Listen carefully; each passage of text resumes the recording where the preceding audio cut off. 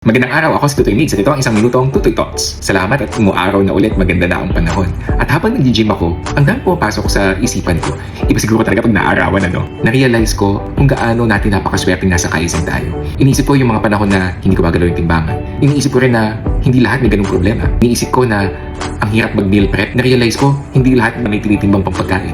Ngayon na umaaraw, naisip ko, hindi pa lahat nakakapag-steps ng ganun dahil sa bagyo. At kung nag-steps man ako, baka hindi na steps, baka lumangoy na sa baha. Habang binabasa ko yung general discussions at nakikita ko samot-sari nating pinagdadaanan, dun sumagi sa isip ko na napakaswerte nating nasa Kaizen tayo dahil itong mga problemang to, wini-wish ng iba na meron din sila. Yung iba, wini-wish na meron din silang coach to consult. Mga napapanood na replays, mga accountability team na nag-push para achieve ang kanilang fitness goals. Higit sa lahat, hindi lahat nakakapag-workout katulad natin. Ngayon, nakirealize ko, nandito tayo sa Kaizen, ang gaganda ng problema natin.